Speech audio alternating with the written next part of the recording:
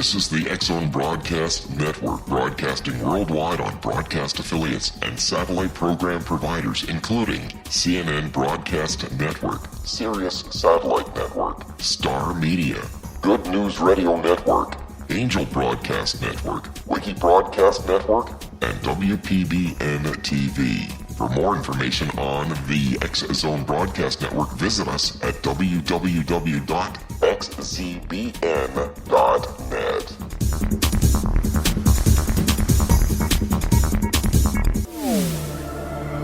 The X-Zone Radio Show with Rob McConnell is largely an opinion talk show. All opinions, comments, or statements of fact expressed by Rob McConnell's guests are strictly their own and are not to be construed as those of the X-Zone Radio Show or endorsed in any manner by Rob McConnell, Relmar McConnell Media Company, the X-Zone Broadcast Network, its affiliated networks, stations, employees, or advertisers.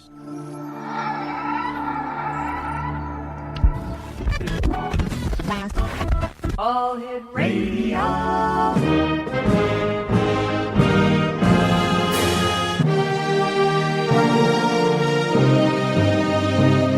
Welcome to the X-Zone, a place where fact is fiction and fiction is reality.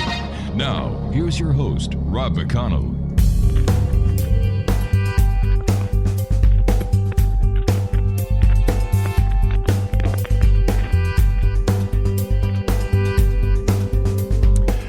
And welcome back, everyone. This is the X-Zone. I am Rob McConnell, coming to you from our broadcast center in Hamilton, Ontario, Canada. You can always send us an email, xzone@xzoneradiotv.com, on all social media sites, X-Zone Radio TV. Our network Facebook page is facebook.com/xzbn.net. And, of course, you can always find out what's happening on the X-Zone Broadcast Network simply by going to its site, where you can find out who is on at what time, what show we have. Let me see. Different Perspective with Kevin Randall. We have Dialogue with Divinity with Joanna Carroll. We have Secret to Everything with Dr. Kimberly McGeorge. We have Paranormal Stakeout with Detective Larry Lawson. And that's just a few of the many great programs that we have available for you, the X-Zone Nation, at www.xzbn.net. My guest this hour is Stephen LaChance, and we've had the pleasure of having Stephen on the show many times. He's got a brand new book out that we're going to be talking about, entitled Confrontation with Evil, an in-depth review of the 1949 possession that inspired The Exorcist. Now, Stephen is the author of The Uninvited, Blessed Are the Wicked, and Crazy, A Prayer for the Dead. He's been featured on the Travel Channel, CNN, NBC News, CBS News, Fox News.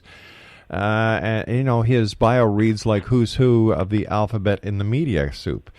He lives in St. Louis, Missouri, and can be found online at www.stephenlachance.com. And Stephen, welcome back to the X-Zone. Congratulations on your new book. Oh, thank you, Rob. It's doing great. It's pretty exciting, actually. Tell our listeners about your connection with the paranormal. Well, it was 2001. I moved into a house in Union, Missouri. Up to that point, I never really thought much about ghosts or that kind of thing.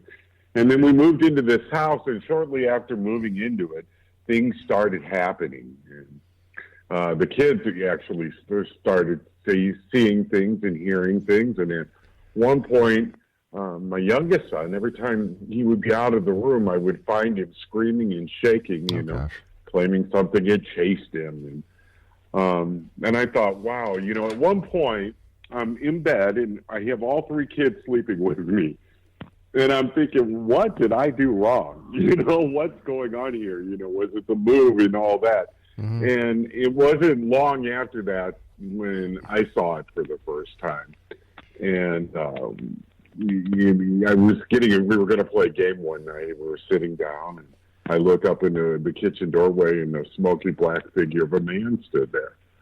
And my whole life changed at that moment. At that moment, I realized there was such a thing as ghost. Your story nearly parallels that of The Conjuring that has been told by Andrea Perron. Is this a common structure when a family is being possessed or haunted? Well, it really is. I mean, these things kind of go along the same pattern. One of the things that we realized, with everybody now being able to talk so easily, and in groups and so forth, and the fact that we all see each other when we travel. Yeah. A lot of times we realize that a lot of times people are always going through a really, stressful time in their life. And it seems to be one of the things that draws us in. And so that's just one aspect. And it always seems like it works in the same way. The stories are different in events, but the overall structure of them pretty much are the same, aren't they? They certainly are. When we come back, Stephen, we're going to talk more about your book, Confrontation with Evil, an in-depth review of the 1949 possession that inspired The Exorcist. Exonation, my guest, is Stephen A. LaChance, the author of this great book. And if you'd like to find out more about Stephen, visit his website, stephenlachance.com. And I'd like to thank our good friends at Llewellyn for sending us a copy of this book and for having Stephen on the show with us. We'll be back on the other side of this break, Exonation, as we continue here in the Exxon from our broadcast center, which, to the best of my knowledge, is not haunted. Right here in Hamilton, Ontario, Canada. Mind you, we couldn't say that when we were doing the show from News Talk 610 CKDB in St. Catharines, Ontario, because that place was haunted. We'll do a show on that some other time. Stephen A. LaChance is my guest. This is The X-Zone. I am Rob McConnell. We'll be back. Don't go away.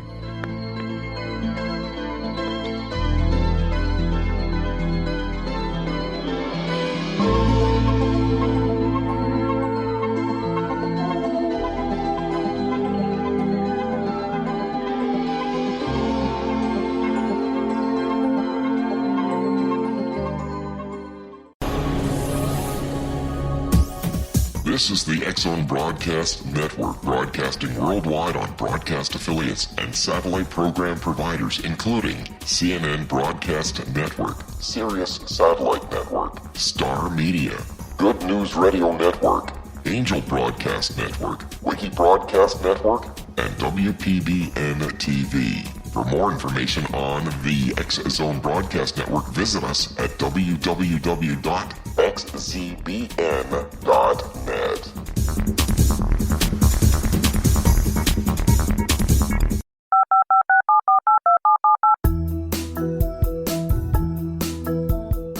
Did you know that when you're on the road with limited data or Wi-Fi, you can still listen to the X-Zone Radio Show with Rob McConnell, The Science of Magic with Gwilda Wiyaka, X-1, Dimension X, Space Patrol, and every minute of the X-Zone Broadcast Network by calling 213-401-0080, courtesy of Audio Now.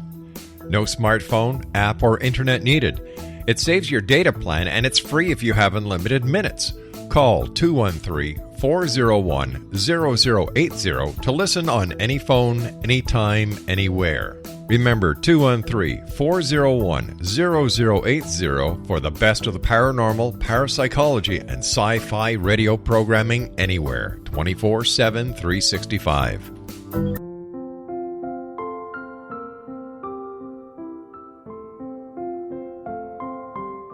I am Dr. Carl O'Helvey, founder, president of a new cancer foundation focusing on evidence-based physical, mental, and spiritual interventions, including natural cancer cures, prayer, meditation, affirmations, nutrition, and other related holistic cancer prevention and cure modalities.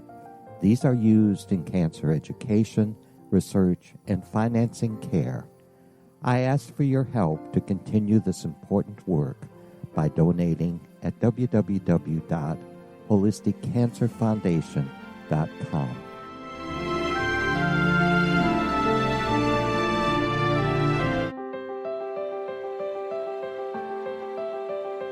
Would Wouldn't you love to know the secret to everything? I'm Dr. Kimberly McGeorge, and on The Secret to Everything, we will merge the practical with open investigation into all realms of the mysterious. We will talk to cutting-edge alternative health practitioners, those who inspire and motivate you in business and life, and of course, we will share stories of the paranormal, conspiracy, and cryptozoology. You will transform because of the frequency I carry, the frequencies my guests carry. Life may never be the same after you listen to this program, for the secret to everything is for you, the listener, for those who desire more in every area of their lives and believe that it can still be found. Listen and discover thesecrettoeverything.com.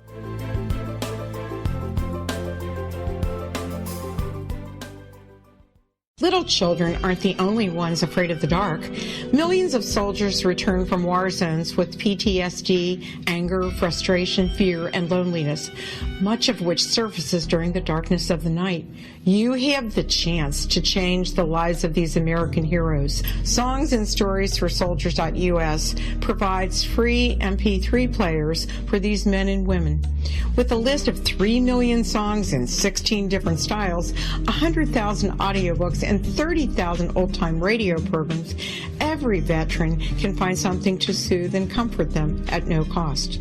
All our players contain an 8-hour audio program designed to help veterans fall asleep. With 1,500 plus vets now participating, it's our goal to deliver 10,000 audio players this year. Go to our website at songsandstoriesforsoldiers.us. Help us help a veteran make it through the night.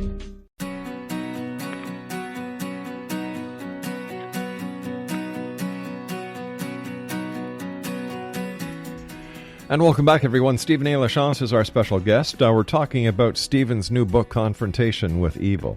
An explanation for Stephen LaChance, the possession case that inspired The Exorcist, has always felt incomplete. In this book, he shows how the official account crumbles under scrutiny, revealing instead a story of familial horror and spiritual corruption that implicates the highest levels of the Catholic Church. Known as the 1949 St. Louis exorcism, the harrowing story of a possessed child and his terrified family was immortalized in The Exorcist. With Linda Blair, remember that? The head spinning around, the pea soup flying all over the place. While theories and rumors about the case abound, none of them explain how a young child could have been possessed to the degree described in the Father Raymond Bishop's infamous diary. Well, we're going to join Stephen, author, investigator, and himself the survivor of a long-term demonic attack, as he shares shocking evidence for how seemingly benign events progressed into a full-blown demonic possession. While the conventional story is that a boy brought the infestation upon himself, this book presents an alternative interpretation and provides new insights into the nature of possession itself. As Stephen gains access to the secret location that plays a crucial role in this story, he sheds new light on how the exorcism's bizarre aftermath continues to haunt the city of St. Louis and the Catholic Church to this day. Joining me again is our good friend, Stephen A. LaChance. Stephen, what was it that prompted you to become the whistleblower of the Exorcist case? Well, you know, you grow up in this city and you grow up with this story. And one of the things that you hear about is the boy was exercised here and the boy was exercised there. I mean, you go to St. Louis University, where the church was that was used in the case, and you ask somebody where it was, and they'll give you like 10 different places. And growing up, you hear the urban legends and you hear the stories. Yeah. And things like that. And quite frankly, when I really started looking at it, Rob, was years ago, because I was looking for answers to what I had went through. And I thought, well, one of the best places to look for this would be that one of the more famous cases, which, of course, this was one of them. Mm-hmm. And it took me down this road that led me to different places and different things. And I think I bring to it a little bit of a different look, actually, someone that has been through something like this. I bring a little bit of different insight to it than you might have gotten with other people in some ways. And so I sat down and I said, okay, I had started researching this in 2005. I sat down and said, well, I'll go ahead and it's time to put this into a book. And that's how it started. And that's where it went from. And I was not prepared to find the things that I found out in the process, though. What were some of the most shocking things that you found during the process of investigating this case? Well, one of the things, first of all, was the mother's involvement. Always before, they had treated the mother like she was some type of victim. I mean, even if you see the film, the mother's the one that is thrown to the floor and such. In actuality, when I got into Father Bishop's diary and I started looking into it and taking it apart, and the way I did that is I wanted to look at it from the point of I was sitting down as an investigator, and this is a case. This is a case I'm going to work. And I started looking at it that way, and what it revealed to me was this mother's involvement. Well, she was not an innocent bystander by any means. She was definitely a part of it. She was definitely knowing what she was doing, and she actually had motive to be doing what she was doing. And I thought that was more shocking than anything, was her involvement and how she actually, and I kind of joke about it in a way, and I've said this before, she actually is sort of almost the paranormal mommy dearest. Oh, boy. Yeah, because looking at what she did, one of the first things in the diary that comes up, and we can go into great detail. I mean, we could talk an hour on her. Was there was an event that's happening in his bedroom, and there's the sound of marching feet going up and down the bed, and she's hearing all of this, and she's holding her scared son, and the grandmother's there on the bed with him. But she does something really strange. She yells out, and she says, if this is Aunt so-and-so, who the aunt had just died, and she was the one that taught the boy how to use a Ouija board, by the way. And she goes, if this is Aunt so-and-so, will you knock 3 times? And it knocks 3 times, and she not only does she do it once, she does it again. And then later on, she's asking questions of this thing as it is scratching and branding the answers of her questions into the boy's body. She's saying stuff like, that's how she figured out that she wanted to come to St. Louis, and how long should she stay here, and should she send the boy to school? And every time that she asks these questions, he screams and he yells in pain. As a matter of fact, he described the feeling as if he was being branded by something.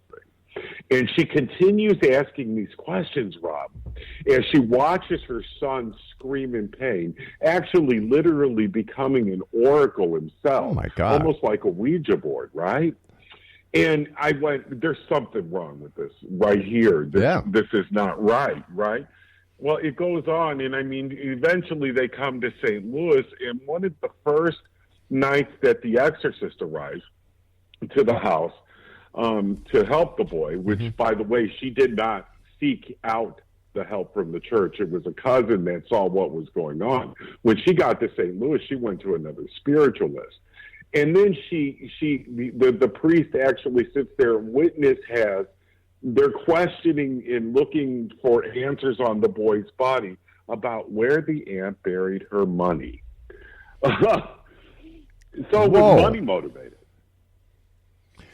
She, the very fact that she was asking this spirit who was answering her, writing on her son's body, causing pain and distress to her son, shows that she wasn't playing with a full deck. Right, she really wasn't. I mean, there's and not only that, it almost was like a Saturday Night Live skit or something. Where someone says she asks the question, he screams in pain, it comes on his body, and you would figure, if that was your child, you would stop immediately. You would stop whatever it is causing your child pain. Yeah. No, she went on. She went on, and she continued for weeks afterwards. Causing the boy to go deeper and deeper into the throes of possession. It was her fault. Well, how long in actuality did the possession last? It started in January and it ended in April. The day after was actually the Monday after Easter that year. So it wasn't very long. I mean, we've seen other cases like Anna Elise Michelle, and that it lasts for years. I mean, my case actually lasted for years. So this was a very, very small period of time, but it was focused in such a vengeance of how it attacked that it's been able to live 60-something years after the event. Well, who were the initial investigators on this case? Who were the initial investigators? Well, there was different people that played different stories, parts of it. Now, mind you, it was 1949. The first person that she sees is a spiritualist. And this was in Cottage City, Maryland. She goes to her minister, which she's a Lutheran.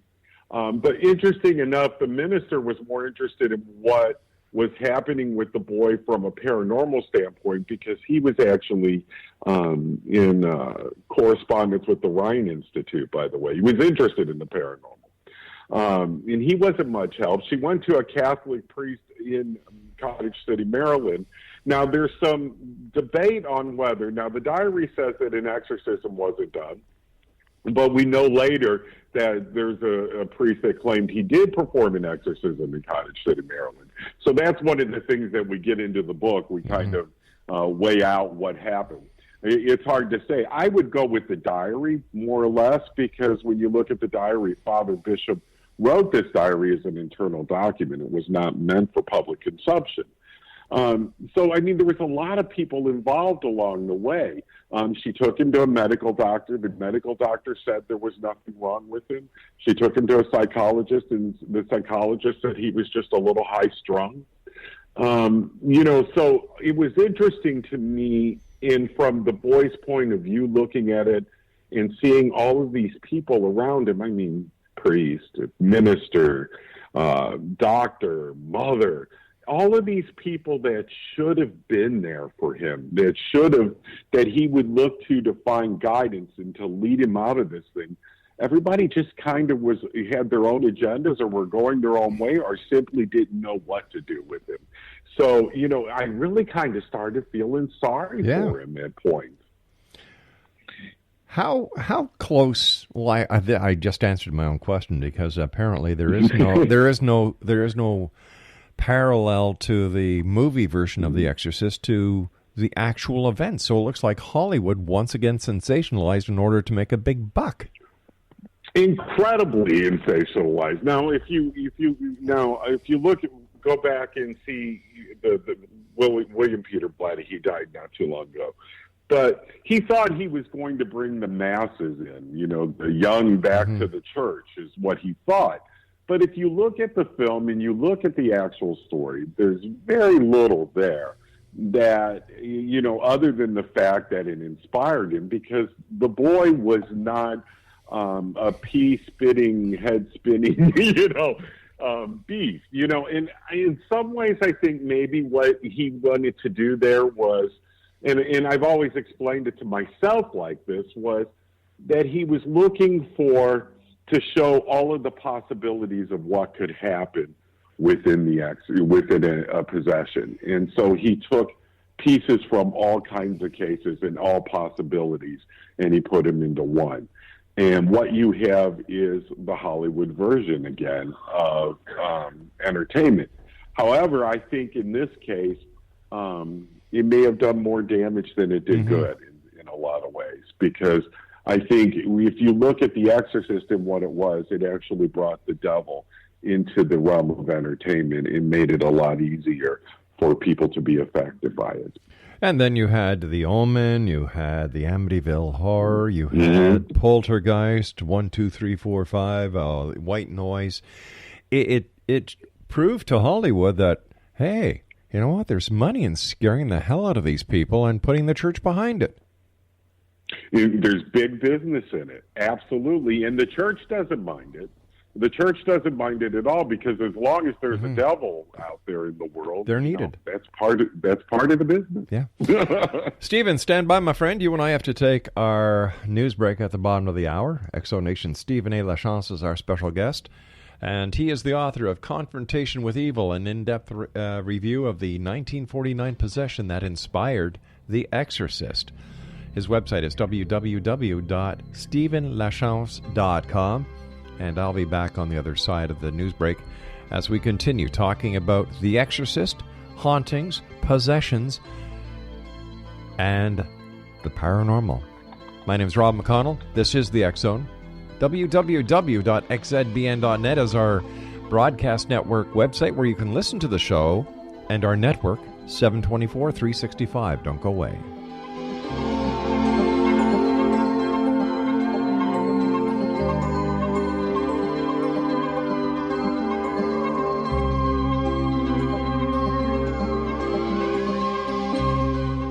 Hi everyone, Rob McConnell here, and I wanted to spend a moment on internet streaming. Everybody has heard about internet streaming, but not many know much about it. Did you know the internet streams just about everything? Movies. From new releases to old classics. TV shows. Almost every show, every episode, and much more. But the question has always been, how do you do it? Well now, thanks to the folks at 123 Ready TV, I have the answer for you. They have developed a simple program app, 123 Ready TV, that you install on your Windows PC, Android smartphone, or Android tablet that can have you streaming like a pro in less than 5 minutes. You truly won't believe how much is available or how easy it is to do until you try. And for a one-time cost of only $19.99, this product is a real winner. To learn more about 123 Ready TV, visit our website at www.xzbn.net.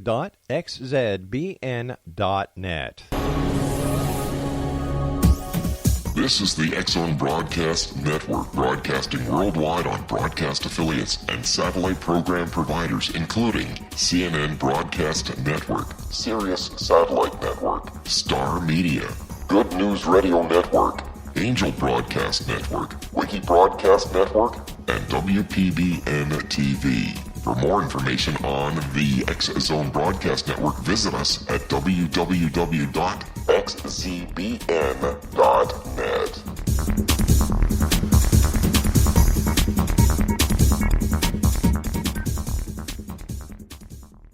How would you like to be able to read other people's minds? Well, the next best thing is here. When you know how to read a person's name, you know how the person thinks, feels, and behaves.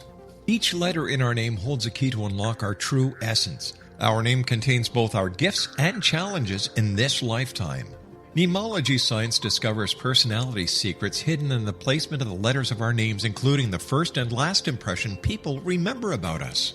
Sharon shows us how to interpret the arrangement of letters as outlined in her book, Know the Name, Know the Person. Sharon Lynn Wyeth created mnemology science after 18 years of research and testing her theories, and has supported thousands of people around the world in understanding themselves and others better. You'll enjoy Sharon's unique teachings as she shares her system to learn the gifts behind your given birth name. Even if you don't like your birth name, there are jewels in this book. If you're thinking of changing your name, ready to name your child, or wanting to get along better with others, this is the book for you.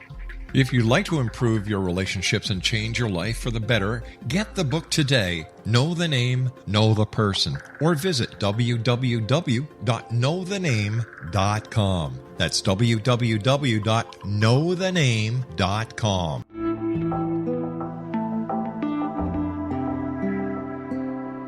Take a step back in time and discover old Florida cuisine at Marsh Landing Restaurant in Fellsmere, Florida. Enjoy delicacies such as frog legs, gator tail, catfish, and swamp cabbage, or enjoy the more traditional cuisine such as hand-cut Angus steaks, ribs, and seafood.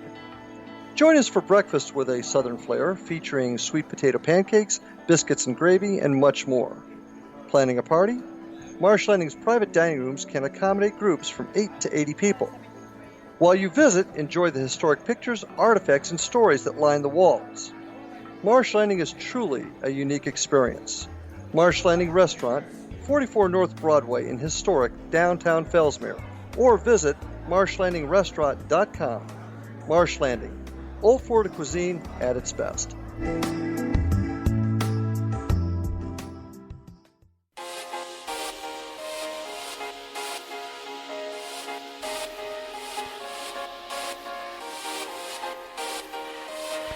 Welcome back, everyone. I don't think there's anyone listening tonight who hasn't either seen The Exorcist or has heard of it. And I remember back that time when The Exorcist came out, there was an onslaught of evil activity that the media started focusing on.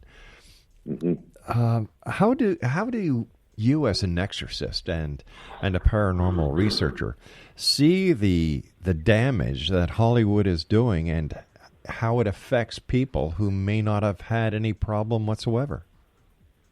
Well, it kind of, when you start and you invite something in, one of the first steps of possession is invitation, meaning that you invite it into your life in some way. I mean, I can tell you the exact way that it happened for me. I mean, I kind of turned my back on my faith and my religion at one point due to the fact of I had some personal things that took me down that road. But it does seem to work that way. Now, what you do is you start bringing these things into people's minds, and there was even a point when I was writing the book, I felt a little guilty because, in essence, I was doing the same thing in some ways, even though it was more of a descriptive explanation. Mm-hmm. But you bring these things into your house. We had a few years ago on a Halloween, there was an exorcism performed live on television, supposedly. You bring this stuff into your house, it's inviting it in. It makes it a whole lot easier. And then this fascination, I don't know how many times I've been out there in the social media world and I've seen someone say, boy, I would love to see a possession, or I would love to take part in a demonic haunting. That's part of the invitation. And all of those ideas are coming from, it starts from someplace. And in many of the places that it's starting today is through entertainment. I cannot imagine what it is like and what somebody's thought process is that they would sit down with their kids and their family and sit down with a bowl of popcorn to watch, the devil on television in hopes that they see something along those lines. To me, that doesn't make sense. To me, that's not protecting your family in the way you should. And I think a lot of this is that way. I mean, you ask a lot of these young kids, and they've seen these movies, mm-hmm. Rob. Well, the reason why you don't understand it is because you're a very smart person. That's why you don't mm-hmm. understand it, Stephen. Because these people who do watch these movies with their children, I'm sorry, they need to get a life. They need a reality check, and to them it's just a cheap thrill. Well, I don't believe there's anything as a cheap thrill. I think that these kind of thrills are very expensive and take a great mm-hmm. toll on your family. Look at some of the other shows that are on television. Walking Dead, mm-hmm. What's the fascination with zombies? What's the fascination with vampires? What is the fascination with the paranormal, period? Mm-hmm. Yeah, I know. And it's really getting to a point where I don't think that we're going to be able to turn back. I look at this 1949 case. It was 1949. But when you look at these things, they don't work under the same time frames that we do in time. It could have very well been doing this case because it knew that when it got to 1969, 1970, that book was going to come out. And it knew in 1973 that film was going to come out. And it could have been planning this all the way along, and we just helped play into its hands. 68 years. Perfect timing. Perfect time. Yeah. Just real quick, perfect timing for this film, by the way. Think about it. What did you have going on? You had Vietnam. You had Watergate. Yep. You had mothers going back to the workforce. You had that guilt going on. You had all of these things that were going on. No one was trusting anybody. No one was trusting anything. And so they were looking for the bad guy, or they were looking for something. And in some ways, I think he thought he was giving a bad guy as far as the devil goes. But in a lot of ways, it was the superhero that a lot of people were looking for as well. Did the priest in the real case die? Yes. Yeah. He not during the exorcism. No way. Later on. But during the exorcism, he survived it, but it had long-lasting effects on him, by the way. During the exorcism, he lost a tremendous amount of weight, anywhere from 35 to 75 pounds, believing which report you hear. His brother was a doctor. I mean, he didn't tell his brother what he was doing, but he went to his brother during the time because he had oozing boils all over his body, Rob. You know, this was during the exorcism. Afterwards, there were reports of you seeing him, and he looked like maybe he had been drinking. And then they went to report it to the head of the university, and they said, well, no, he did that exorcism a few years ago. Give him the time to get through Mass, and you'll see he'll be okay. And then after Mass, he was all right. I talked to some students from the high school, St. Louis University High School. It's all a big complex up here. And they said that they would see him walking the halls, but they were always told they never talked to him because he was to be left alone because of the exorcism that he went through. It had lasting effects on this man, by the way. And I think that's really, really interesting because, you know, this guy sacrificed part of himself to save this boy. And, you know, that's the best of humanity you can find, I would think.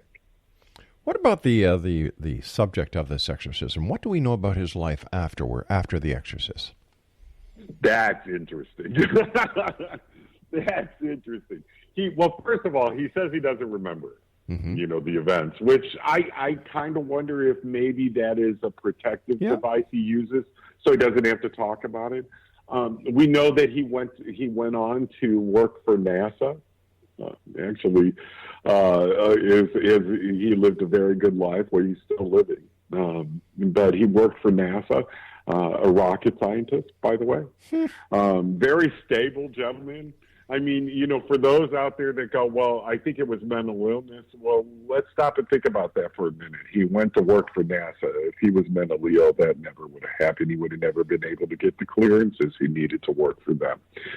So, you know, he went and lived a pretty normal life considering. And I think that is part of the, you know, it was just in the past, 10 years that we know his name now. We know who he is. I don't mention it in the book, by the way, because I wanted to give him that respect, because I look at this as I look at my kids and I look at myself, and I can't imagine what it would have been like for him to grow up. You know, because the news stories hit right afterwards, by the way. You know, about the boy that was possessed, you know. So, I mean, this was something he lived with all of his life. And then, of course, obviously, when we got to the 70s, he's living with it in a much grander scale. I can't imagine what it was like being him. I would think, you know, a lot of times that we look at him because of the film, and I think he is looked at as a monster. Instead of the young, impressionable boy that he was of 13, he was 14 when it finished. You know, so I think a lot of times we forget to realize that this was pretty much a child that we're talking about. This wasn't a monster, Rob. This was a boy. What were their religious affiliations before the events of 1949? Were they churchgoers? Did they have? Were they endowed in their in their religion? Were they practicing? That's very interesting because they were very, very strong Lutherans. Anything that you read or anybody that you talk to will tell you that their Lutheran faith at that point was very, very strong. However, there was the aunt. She was a spiritualist. You know, they had no problems. And at first I was like, well, you know, how can you be Lutheran but you allow, you know, the occult into your house in this way? But then I got to thinking about it. It's the end of the spiritualism movement. Right. You know, it was nothing for people to go to, you know, to live their lives in a spiritualistic way, Monday through Saturday, and then on Sunday go to church. I mean, it was pretty much normal. And the Ouija board at that point, and still in many ways today, was considered a game and is considered a game.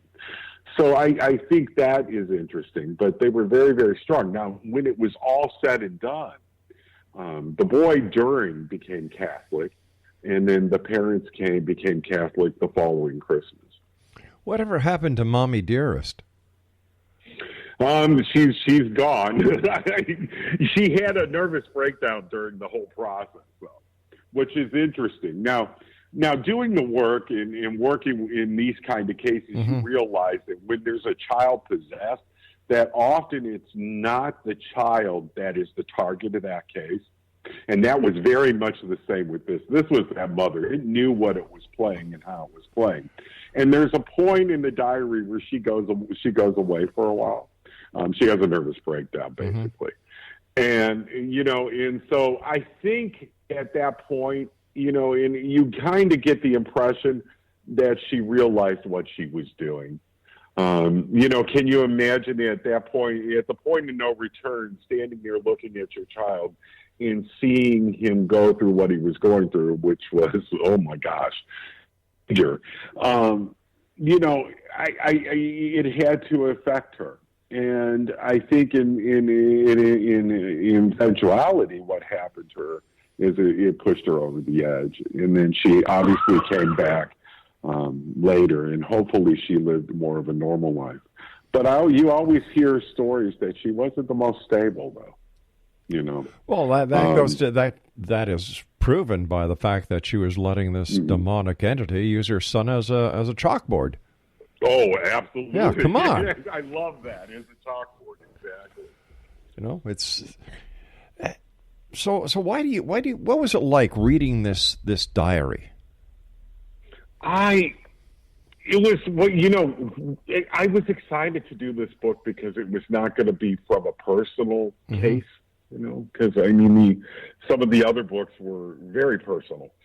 And I thought this was, but you know, the thing is that living in the head of this child day in and day out was horrible. I mean, it really was. And then to see the points of, to see and empathize with them from the fact of, I know what my kids went through and I saw them go through it. And to look and see how much worse of what he was going through. It was very, very depressing. I mean, there were days that were very depressing during the writing of this one. I got to tell you, and it was horrible living in his mind. I just couldn't imagine what it must have been like for him, especially when you realize that so many people that should have been there for him were not. I mean, to me, that was one of the saddest stories. And it's actually, I ended up dedicating the book to him, by the way, for that reason, because I hope I gave a more human story and a more human telling and a more factual, real important telling of this than anyone else has done before. Stephen, we've got to take our final break. Please stand by. Exonation. Stephen LaChance is our special guest.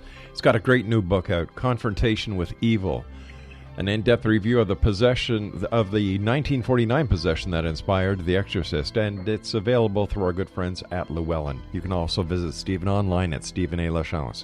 We'll both be back as we wrap up this hour here in the X Zone from our broadcast center in Hamilton, Ontario, Canada. Don't go away.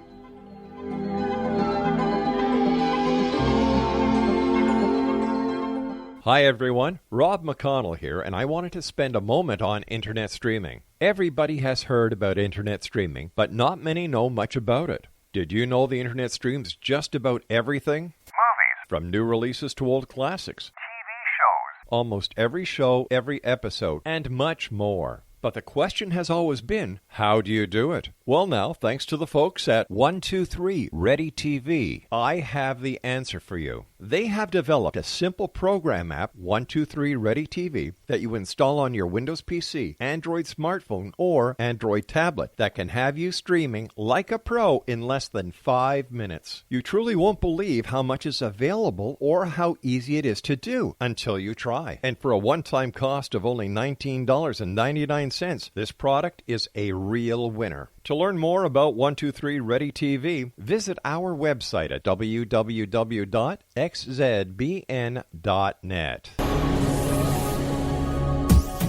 This is the X-Zone Broadcast Network, broadcasting worldwide on broadcast affiliates and satellite program providers, including CNN Broadcast Network, Sirius Satellite Network, Star Media, Good News Radio Network, Angel Broadcast Network, Wiki Broadcast Network, and WPBN TV. For more information on the X-Zone Broadcast Network, visit us at www.xzbn.net.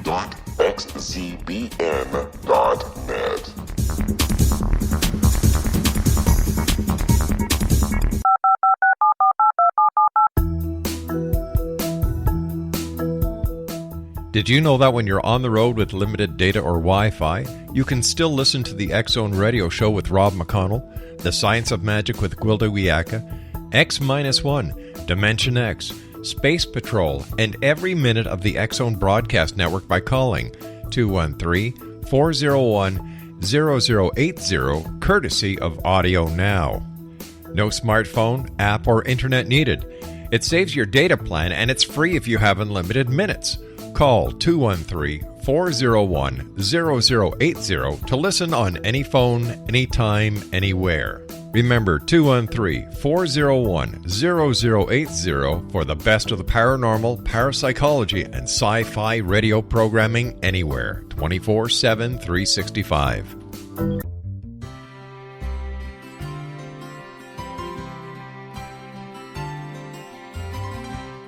True healing must address 4 levels: physical, emotional, mental, and spiritual, for us to live joyful and productive lives.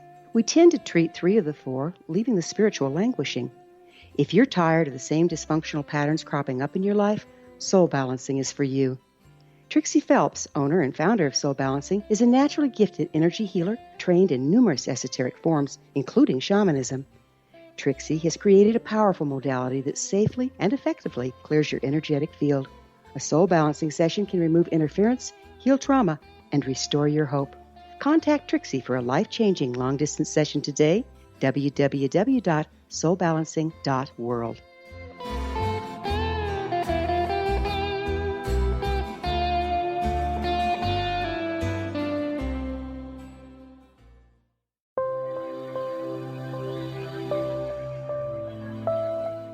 There's a legend shared by many indigenous cultures of a time when the nations were cast to the 4 corners of the world. Each nation was given a body of sacred knowledge that held a different portion of the truth to preserve. True reality could not be known until all the nations reunited, combining the information. If a single one was missing, the world could not be reborn and darkness would prevail. The Science of Magic Radio is dedicated to reuniting the sacred knowledge. With the understanding, none of us has all the answers, but together we can open new perceptions and possibilities. Through our combined vision, the world can be reborn into a place where darkness no longer prevails. Join me, Gwilda Wiyaka, and the Science of Magic daily on the X-Zone Broadcast Network, xzbn.net, or visit us at thescienceofmagic.net.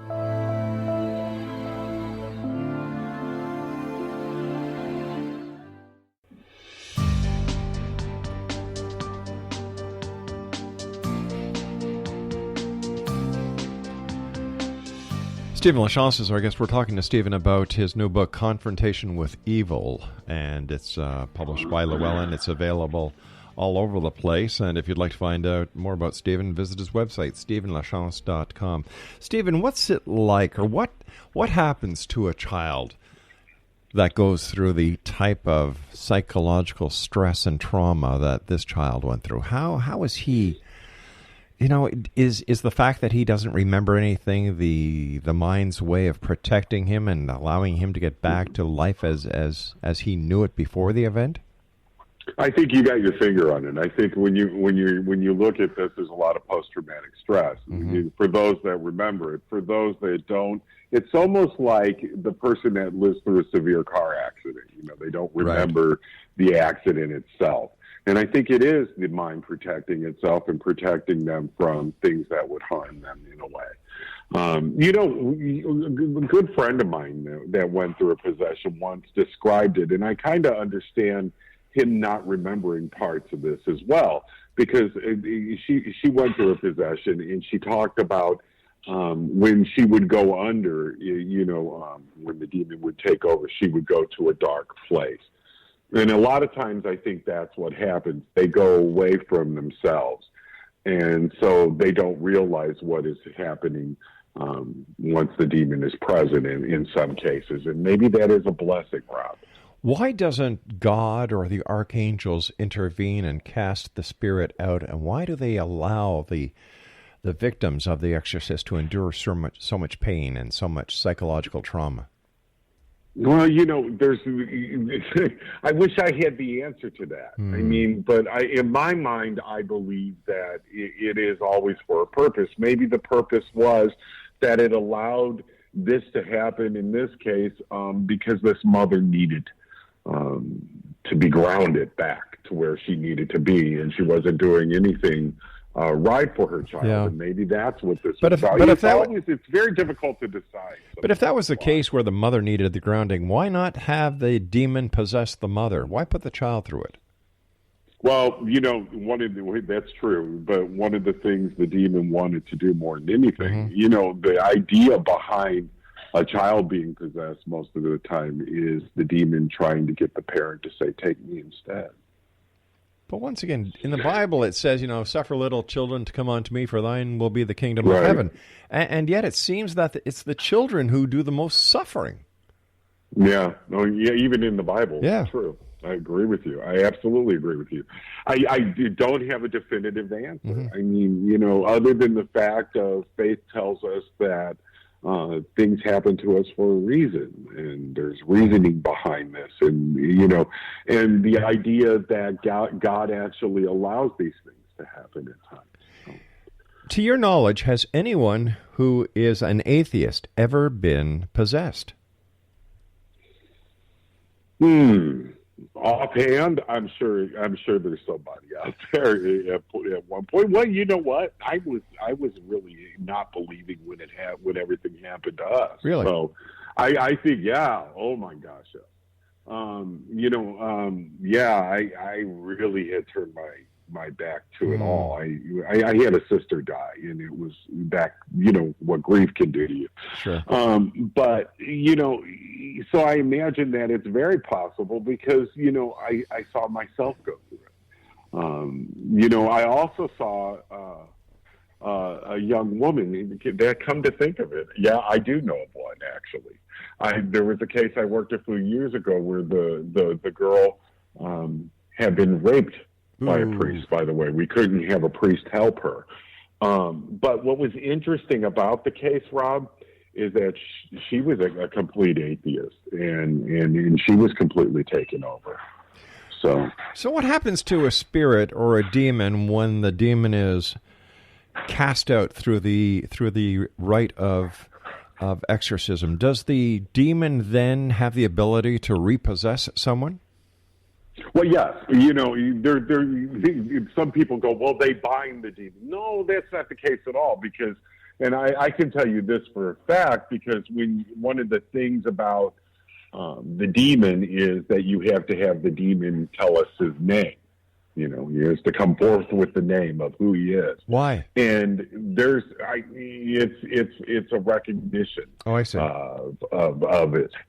And, in numerous cases, we've seen repeat offenders come out in the different cases.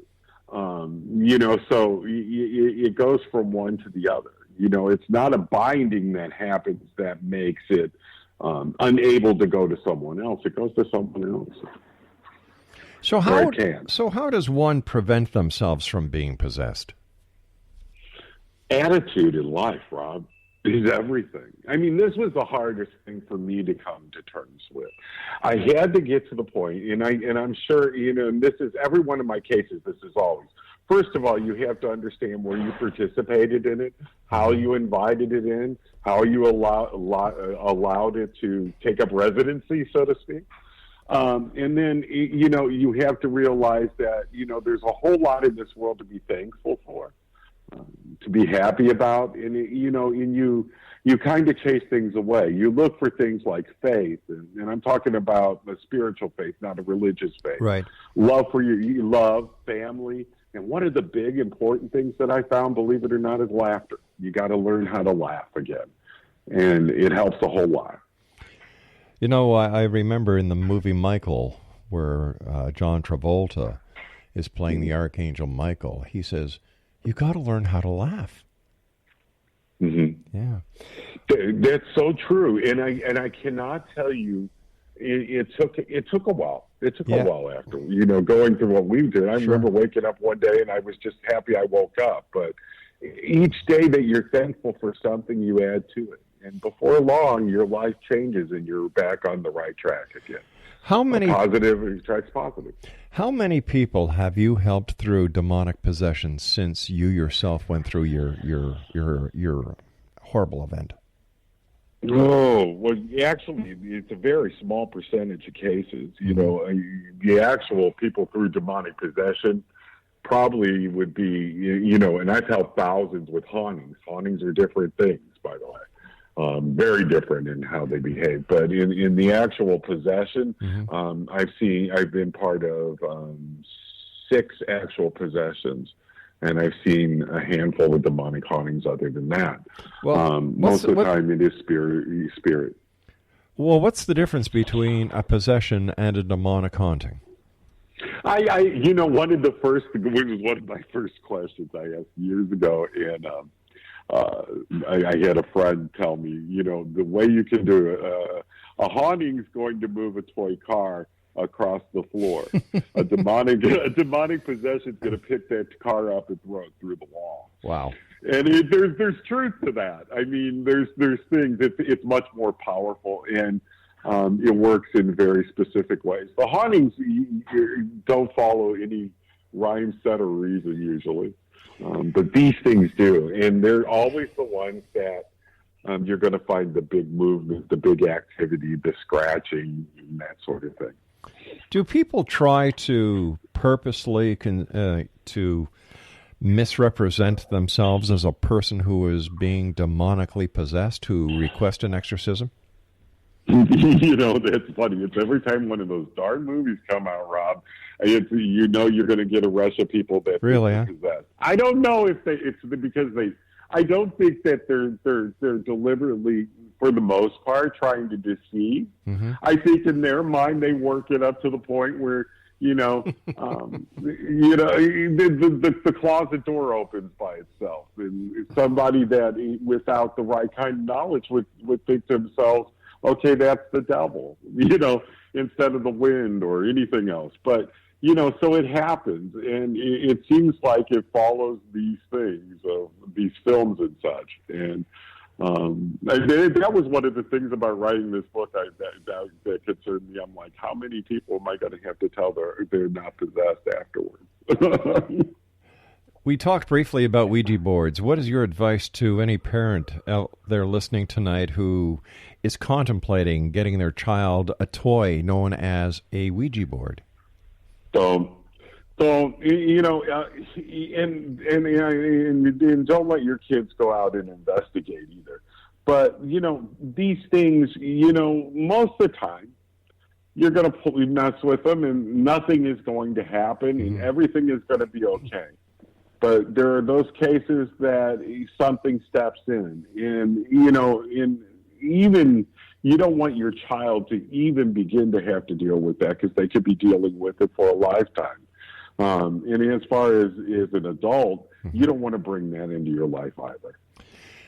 Hey, Stephen, it's been a great hour talking to you, my friend. As always, I wish you much success. Let our listeners know how they can get a copy of your book and how they can find out more about you. And I hate to say it, but if anybody needs your assistance, how they can get that. Well, they can go to my website, StephenLaChance.com. There is a contact tab there. The books are available worldwide. Anywhere books are sold or downloaded is where you can get them. So, you know, anybody that's got any questions, I'm not one of these people that doesn't answer anybody. If you ask me a question, I'll give you an answer. So go to StephenLaChance.com and hit the contact tab. Stephen, to you and your family, continued blessings. Keep the great work up, and I look forward to the next time you and I join each other here in the X-Zone or somewhere in the great beyond. Thank you. Thank you for having me. Take care, my friend. X-Zone Nation, I'll be back on the other side of this break as we continue here in the X-Zone from our broadcast center in Hamilton, Ontario, Canada, on the X-Zone Broadcast Network, Talkstar Radio Network, and across Europe on Radio X. My name is Rob McConnell. Don't go away. We'll be back after the news.